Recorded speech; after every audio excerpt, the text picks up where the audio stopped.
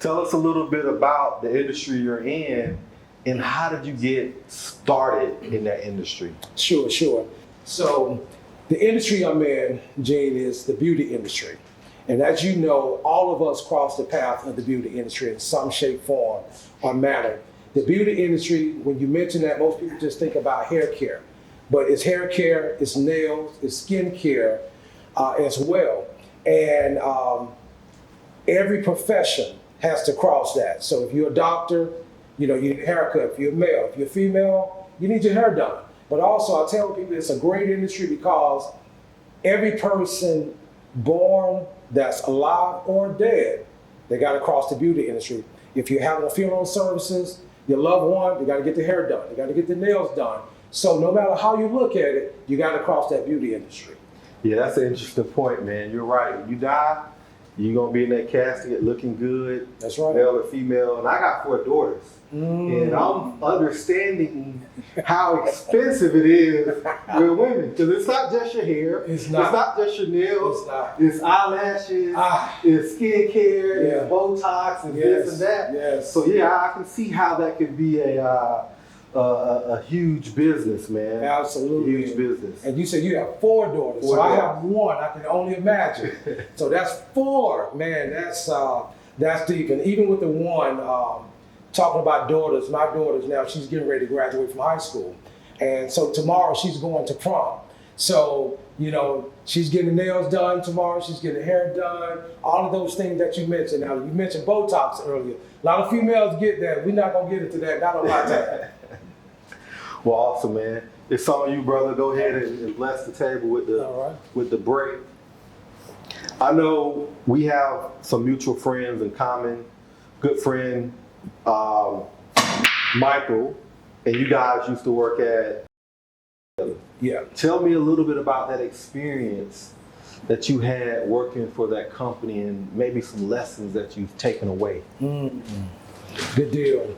So, yes, I worked with since 1998.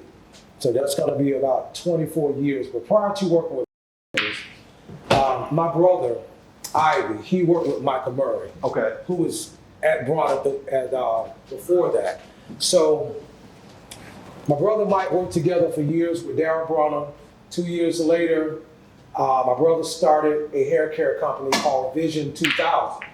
And it was a hair care product where they sold relaxing shampoos and conditioners as well. So at the time, I was working at Georgia State University moving furniture. And at the same time, this is also my first year at Clark as well. So my brother asked me for a better opportunity. He said, hey, I got an opportunity for you, a nice proposal for you. This way, if you take it, you won't have to move furniture. You can see things from a different perspective. But not only that, you can cut your own paycheck. You can travel. You can meet people. So, of course, Gene, it sounded all delightful and all great at the same time. But there was one thing that was stopping me. And that one thing, Gene, it was fear. It was fear. They said fear is false evidence appearing real. Well, I can tell you, your perception has a huge impact on your reality. And with that, although I wanted to travel, I wanted to meet new people, I wanted to write my own check, but that fear is something I had never done before. So he had been in the industry for a while, but asking me to do something I've never done, to step in a zone that I've never played in, that fear was in there. So after him asking me to do that, I waited about 6 months before I truly responded and said yes, because I didn't know how to tell him I was scared. I didn't know how to tell him that. Him being an entrepreneur for about 5 years himself and working with Braun, I didn't know how to tell him that. So I finally mustered up the nerve to tell him, hey, I would love to do it, but I don't know how. And I think, Gene, that was probably one of the best things I could have ever said to come out of my mouth. I didn't know how. And once I told him that, then and only then we were able to start this career off in the beauty industry. So I started in '98 as a sales rep. And I got some great training from Michael Murray, who was another mentor as well, and also a mutual friend of yours, and also from Ivy at the same time. So here I am, got my training wheels on, learning, falling, failing, learning, falling, failing, and the process goes on and on and on and on. But at the same time, I don't call failure a failure. And I either say you either win or you learn. And at that time, I was learning. And so every failure, I tried to learn a lesson from it. And I got experiences from it. So with that, each day, each month, each year, I got better and better at my craft. And I remember Michael Murray going into a salon with me in Tuscaloosa, Alabama, and I was selling products for the first time. He grabbed the product for me. I knew the products, but the thing was going into a salon to try to sell these products, that combo, products, myself, and the salon with all the beautiful women in there, I didn't know how to put all that together and come out with a great presentation. So as we went in, Gene, we went in with the products and everything. And one thing we used to practice, Gene, was you go in and do your introduction, you do your greeting, you do your presentation, and you do your close. I knew this like the back of my hand. But of course, when you're going in and you're playing around in a fearful place, you lose everything. So I went in, got tongue twisted, I lost my thoughts at the same time. And as I was losing my thoughts talking to the young lady, Michael Murray swiftly just moved in. As I was stumbling, came in and finished the presentation for me. But here's the lesson. Once we walked out of the salon and got into the car, he said, okay, you did? He said, you did okay. You messed up, but that's okay. Here's what you did wrong. And then he showed me what I did wrong and how to overcome that in the car before we got to the next salon. Yeah, that's a dope story, man. Speaking of fear, we all have fear of something. That's right. And it is fearful and scary to get out there on your own. Whether it's starting your own business or going back to school or getting educated on something. That's right. Why do you think fear holds so many people back, man? I think one of the main reasons fear holds people back, it was something that we were brought up with. I think, now when we're kids, when we're 5, 6, 7, 8 years old, it seems like we're fearless. Nothing stops us. But I think we adapt this perception that because of fear, although fear is a natural reaction, it's a natural emotion, we adapt and adopt these emotions, and these emotions are transferred and translated to our brain to saying, you can't do that. So I think it's something that starts small. And speaking of that, Gene, I think the way that I kind of got out of mind over the years, my mom was a Sunday school teacher at a church with my dad as well.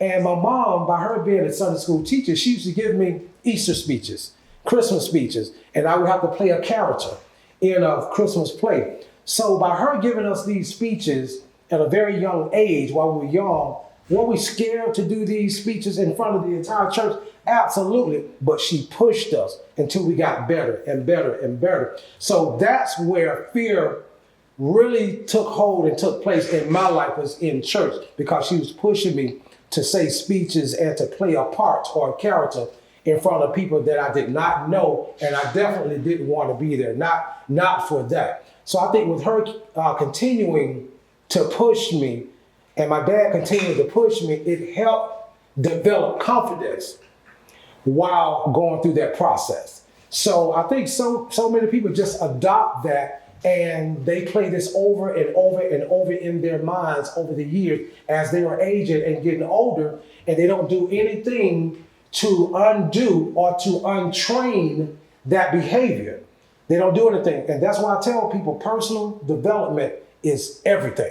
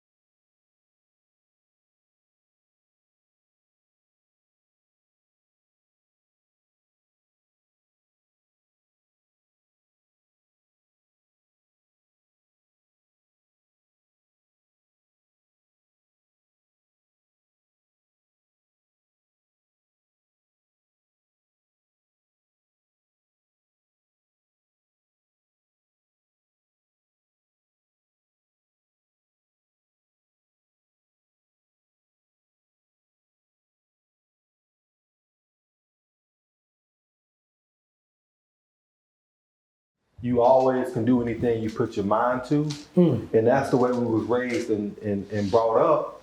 And now that I'm an adult, in terms of me taking risk in business, I don't have some of those fears because of the way I was brought up. That's right. Now I look back at, some cousins and some other people, and I just start to assess stuff as an adult. And a lot of times it could be a grandparent or an uncle. Because growing up, somebody said, boy, you ain't gonna be shit when you grow up. Yeah. Look at you just like your daddy. Yeah. And that stuff gets instilled into your brain. That's right. So I'm thankful and I'm blessed. I had a father and a mother who always encouraged me when I was young, because when I set my mind to do something, I know it's gonna be hard, it's gonna be work, whatever, but I'm not afraid to fail. I'm afraid to try. So it does start, and it can start when you're small, because some of that stuff gets developed into your mind. It gets stuck. So as adults and fathers and mothers, we have to instill that into our kids. Like even now, like even my wife, like her parents are more like, don't take risks, don't do this, you're gonna get hurt. And with our older daughter, it's like they're scared to do everything. Yeah. But the younger daughter, we just like, go do this and go do that. So she has a different temperament about risk, because we just let her just kind of figure it out on her own. We don't tell her, we don't fear her so she don't get scared of stuff. So we're learning how to be better parents just because of our upbringing. That's awesome. That's awesome. It's an awesome story. And I have that as well. And I think what was given to me and the experiences, lessons that I got, I poured that into my kids as well. And likewise, my wife as well. My wife as well, with the boys, and I have 2 boys and a girl, Gene. Okay. And with those 2 boys, I was the one, because I started out as an entrepreneur at a very young age, and she worked for a company for a long time. So she didn't get a chance to exercise her entrepreneurship as much as I did, because I was out there working for a company, but at the same time getting told no. But also remembering back when I was at church, mom telling me to get up there and say your Easter speech, stand up straight, do this. I was able to execute that while I was out in the field. And you mentioned that when those people around you at a very young age were telling you, you won't be able to do this, you won't amount to this. And we had people to do that at the same time. But thank God, I had some great people around me, mom, dad, brother, uncles, aunts. I had a lot of people around me. They were my crew. They were my camp. They were my staff, right?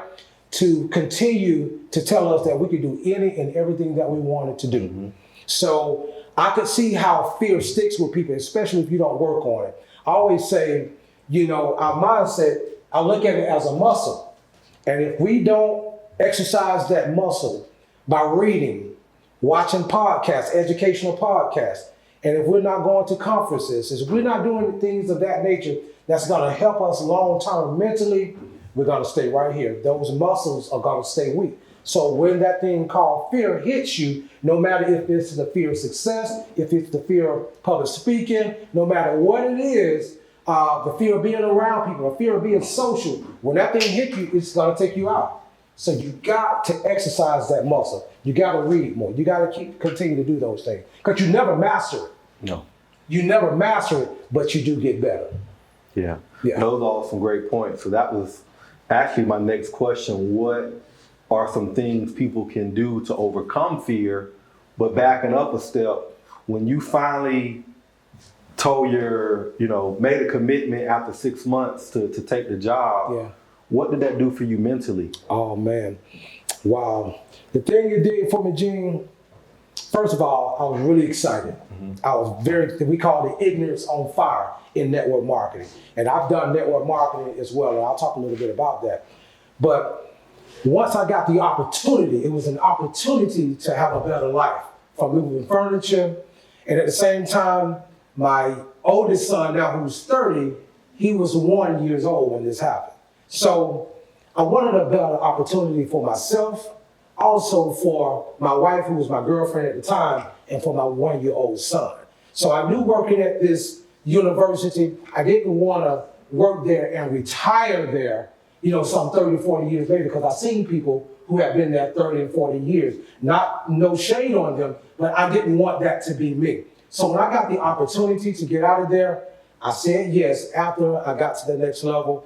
And after I started getting the trainings, the teachings, Gene, I felt like I was becoming Superman, if you will, in a way. Not that I knew everything, because I didn't, but because I had that staff around me, I had some great mentors, some great coaches, which is what you asked me about, how did I get over those things? It was those mentors. It was those coaches. It was mom. Mom was my first mentor. My dad was my second mentor. And my mom did network marketing as well. And so having those coaches and mentors around you, man, you need them around you 24/7 if you can. But if you can't, here we are in 2024, you got podcasts, you got Google, you got AI, you can put up affirmations every day and each and every day. So first thing I would say, Gene, you got to do to help you get over those fears is to believe in yourself. That's the first thing. How do you believe in yourself, Charles? Well, one, you have to talk to yourself. You have to get in the mirror and speak to yourself. I am Charles King. I am successful. I can do anything that I put my mind to doing. I am wealthy, although you may not be wealthy right now. I am rich. You got to call those things as though they were. And call those things. Once you start speaking those things and believing those things, they start coming to you. Yep. Your job is only to believe and to speak it. Your job is not to worry about how it's going to happen. And that's where most people get stuck. Yeah, and that's so very true, man. The power of manifesting your thoughts and actions and then believing into it, because the world is filled of abundance, and it's all energy. So whatever energy you're putting out is the same energy that you receive. That's right. So when you put out good energy, you just never know who God might put in your life or the next relationship. You always one relationship away from that next big deal, whether it's money, whether it's connections to something else. That's right. So putting it out there is definitely key, man. I know you was at Bar for how many years now? 24 years. 24 years. After you went into, was it entrepreneurship on your own? Entrepreneurship. Well, I started before I left. So okay. Now this is a whole story in itself. So at Brown, I left Brown 4 times. Okay, and the Browns asked me to come back 4 times. Nobody has my story. We'll talk about that in another podcast. Okay. Get good and deep in it. But with that, becoming an entrepreneur in between those times, which was very helpful for me, because after the first time I was downsized. Okay, I'll say that. The first time I was downsized. So a lot of people say downsized, I'm gonna say fired, okay? Didn't know why, anything of that nature, but hey, you just gotta pick up the pieces and keep it moving. So after that happened, I remember saying, well, I've been working for this company for 4 years, selling all these products for all these years. I've learned some things, I've met some people, I've traveled some places. What I did, I collected all of my relationships and all of my data and all the people and all of my experiences. How can I equate these things that I've learned into my own business? So what I did, Gene, I started my own distributorship. I started selling other people's products. I started selling hair extensions, flat irons, things of this nature, because I knew a lot of vendors and manufacturers. I reached out to them and said, hey, I'm no longer here, such. I would love to do this. And they knew I had a huge following. So man, it worked out. So that was really my first taste of really being an entrepreneur without having a 9-to-5 behind me. So it was either a sink or swim, but I got out there and made it happen because look, I didn't have what my brother called, I didn't have that automatic check coming in anymore. I had to make it happen. And it turned out beautiful.